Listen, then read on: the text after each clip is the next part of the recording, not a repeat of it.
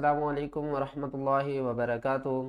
قرآن پاک کے مشکل ترین الفاظوں کو آسان تجوید کے ساتھ گھر بیٹھ کر سیکھنے کی یہ سیریز جاری ہے۔ اگر آپ قرآن پاک کو آسان تجوید کے ساتھ گھر بیٹھ کر پڑھنا چاہتے ہیں، اپنی غلطیوں کو درست کرنا چاہتے ہیں، تو ہمارے ساتھ شامل ہو جائیے، انشاءاللہ آپ کی تجوید درست ہو جائے گی۔ آج کے سبق میں ہم سورۃ الانفال کی آیات نمبر 22 میں کچھ آیات ہیں، اور اس کے بعد دوسری وَعْلَمُوا پارہ ہے، اور اس میں یہ دیکھیں مشکل ترین آیات ہے۔ اکثر لوگ کنفیوز ہو جاتے ہیں پڑھنے میں کہ یہ دیکھیں 3 واو اکٹھے، اور اسی آیات میں آگے دیکھیں تو پھر واو آ رہا ہے، اور پہلے بھی واو آ رہا ہے۔ اس کو کس طرح پڑھنا ہے؟ اکثر لوگ غلطی کر جاتے ہیں، کنفیوز ہو جاتے ہیں کہ اس کو کس طرح پڑھنا ہے۔ اور یہ دیکھیں اکثر لوگ یہ جو میم ہے نا، اس کے آگے الف ہے، کچھ لوگ میم کو الف کے ساتھ ملا کر پڑھتے ہیں۔ یہاں پر دیکھیں تو یہ دیکھیں یہاں پر بھی میم سے پہلے کیا ہے؟ میم کے بعد الف ہے اور اس سے پہلے زیر ہے، اور یہاں پر بھی دیکھیں تو میم کے بعد الف ہے اور اس سے پہلے زیر ہے۔ اکثر لوگ یہاں پر غلطی کر جاتے ہیں، کنفیوز ہو جاتے ہیں کہ اس کو کس طرح پڑھنا ہے۔ چلیں سبق شروع کرتے ہیں، غور سے سنیے گا۔ اعوذ باللہ من الشیطان الرجیم، بسم اللہ الرحمن الرحیم۔ اس کے ہجے کرتے ہیں۔ واو لام زبر ول، لام زبر لا، ولا الف کو نہیں پڑھیں گے۔ تشدید سے پہلے اگر کوئی حرف ساکن آ جائے یا خالی آ جائے تو اس کو ہم نہیں پڑھیں گے۔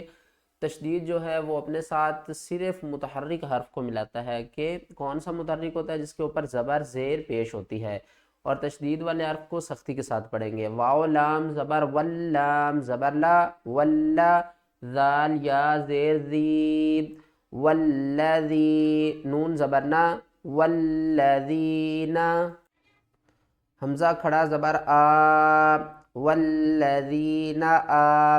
یہاں پر کیا لوگ کرتے ہیں کہ واو کو اس واو کے ساتھ ملاتے ہیں، تو اس کو چھوڑ دیتے ہیں کیونکہ آگے الف بھی ہے اور واو ساکن بھی ہے۔ واو ساکن سے پہلے زبر ہوتی ہے تو وہ کیا ہوتا ہے؟ واو لین بن جاتا ہے، تو حمزہ واو زبر او ہم اس کو نہیں پڑھیں گے، کیونکہ یہاں پر دیکھیں تو اس واو کے بعد جو آگے والا واو ہے وہ تشدید کے ساتھ ہے، تو کیا کریں گے؟ تشدید والے کی پاور زیادہ ہوتی ہے ساکن والے کی نسبت، تو یہ واو کیا کرے گا؟ اس واو کو نہیں پڑھنے دے گا، یہ پچھلے والے واو کو اپنے ساتھ ملا کر پڑھے گا۔ کس طرح؟ واو واو زبر واو، ٹھیک ہے نا؟ واو نہیں کریں گے، حمزہ واو واو زبر واو بنتا ہے نا، تو ہم کیا کریں گے؟ واو واو زبر واو سختی کے ساتھ پڑھیں گے۔ والذین آ واو، واو زبر وا، والذین آ واو، نون زبر نا، صاد زبر صا، ناصا را، آگے دیکھیں یہ بھی واو آ رہا ہے، اس کے بعد الف ہے اور اوپر جزم ہے، اور اس کے بعد کیا ہے؟ اوپر چھوٹی مد، تو اس کو ہم نے 3 الف کی مقدار کھینچ کر پڑھنا ہے۔ اور اب واو ساکن سے پہلے پیش ہے، یہ حروف مدہ بھی بن گیا ہے، اور اب ہم اس واو کو اس کے ساتھ ملا کر پڑھیں گے۔ را واو مد پیش رو، والذین آووا ونصروا۔ اب ہم اس کو پڑھتے ہیں، یہاں پر دیکھیں تو قوا کا وقف آ رہا ہے اور دیکھیں جیم کا سائن آ رہا ہے، تو اس کو کس طرح پڑھنا ہے؟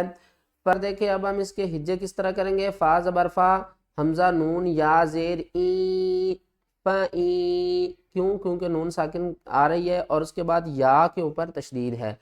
فَإِن، آگے کیا ہے؟ کاف کو ہم نے میم کے ساتھ ملانا ہے، میم مشدد ہے، اور یہاں پر دیکھیں تو نون آ رہی ہے، کیونکہ یہاں پر ہم نے نون کو کیوں پڑھا؟ کیونکہ یہاں پر ادغام ہو رہا ہے، یعنی کہ تنوین نون ساکن کے بعد یا حروف یرملون میں سے ہے، اس لیے ہم نے نون کو پڑھا۔